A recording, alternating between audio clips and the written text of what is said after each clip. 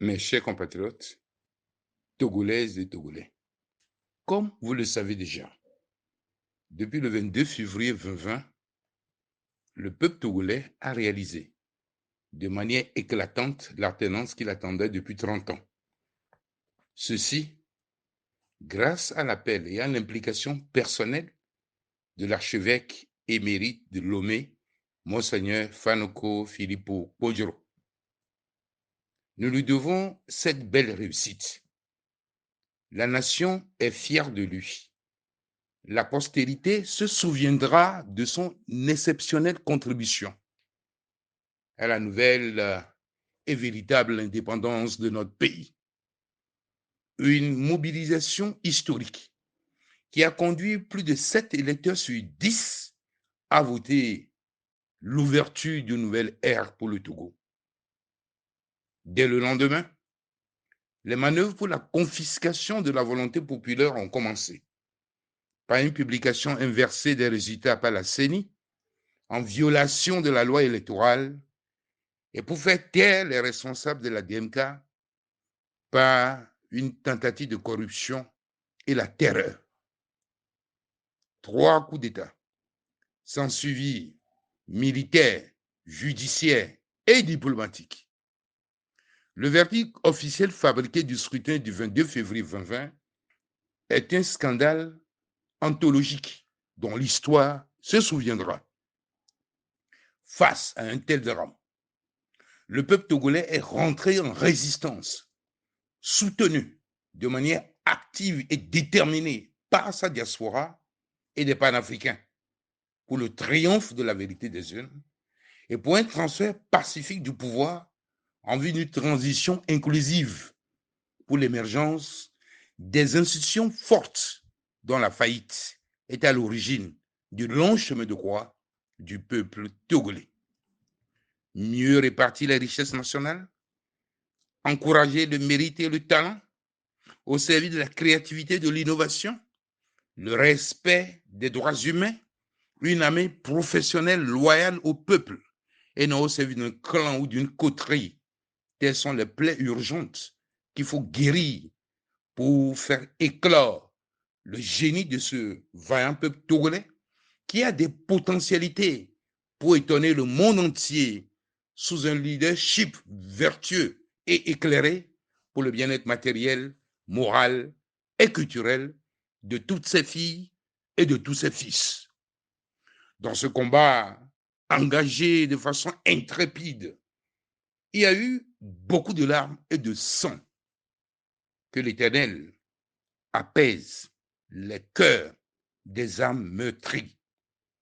Je pense à ceux qui sont passés de vie à trépas, des persécutés, des prisonniers humiliés et les frustrés, et pour leurs convictions et leur désir de changement.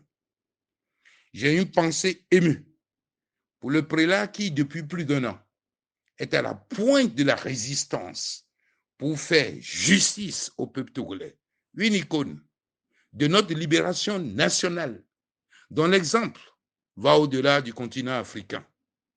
Qu'il soit béni et abondamment remercié. Malgré les dernières épreuves qui ont marqué sa situation d'exilé contraint, il est en route en ce moment même pour le rendez-vous du 20 mai 2021 à Bruxelles, dans le but de sensibiliser l'opinion publique internationale sur le quadruple coup d'État électorale, militaire, judiciaire et diplomatique au Togo le 22 février 2020 et d'amplifier l'appel pressant de la DMK à l'Union européenne, à l'ONU, en faveur de la libération du peuple martyr togolais, de l'oppression du régime héréditaire, dictatorial et cinquantenaire, et de l'aboutissement de la révolution du 22 février 2020. C'est avec donc beaucoup d'émotion que je lance un dernier appel vibrant à toute la diaspora togolaise et panafricaine en Europe pour qu'elle participe massivement à cette manifestation historique, inédite, afin que le peuple qui marchait dans les ténèbres, de la lumière noire, dans laquelle a plongé ce régime, et qui a vu se lever une grande lumière d'espoir le 22 février 2020, en réalisation de la prophétie du prophète Ésaïe au chapitre 9 de son livre, puisse enfin, et bientôt, voir cette grande lumière devenir le soleil de la véritable indépendance du Togo pour célébrer ensemble et chérir la liberté qui exalte au travail pour la grandeur de la patrie. J'en appelle à la diaspora panafricaine, où qu'elle se trouve, à prendre part à cette rencontre de l'espérance pour mettre en échec le honteux complot dont le peuple togolais est victime. À tous ceux qui se sentent sur le chemin de cette bataille, oh, combien difficile, offensés, blessés par des actes ou propos inconvenants. En tant que citoyen ou leader politique, j'implore leur pardon, leur indulgence, car c'est ensemble, sans distinction aucune, que nous nous mettrons au chevet de notre pays malade, de ses dirigeants. Je sais, l'attente est longue et l'impatience, l'indignation, la colère et la frustration conduisant au découragement sans entamer la détermination d'aucun. Jamais dans l'histoire de notre pays, aucune résistance à l'oppression n'a été aussi ardue et riche en rebondissements.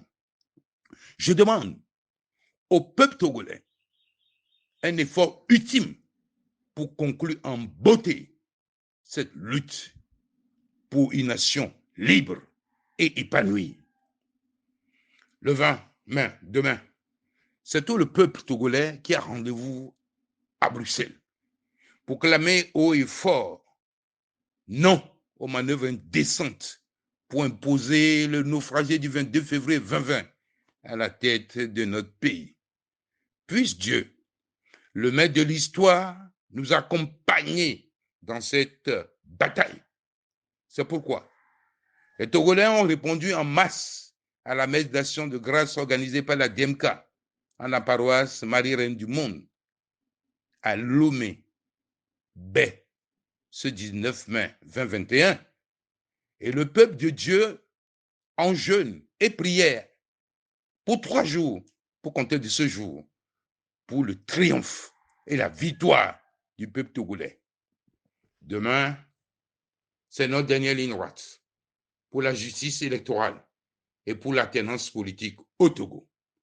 Demain, ensemble, avec Monseigneur Bodjoro, pour exiger l'impartialité de nos partenaires, le respect et la dignité du peuple togolais. Dieu vous bénisse. On ne vole pas Dieu. Vive la République, vive le Togo.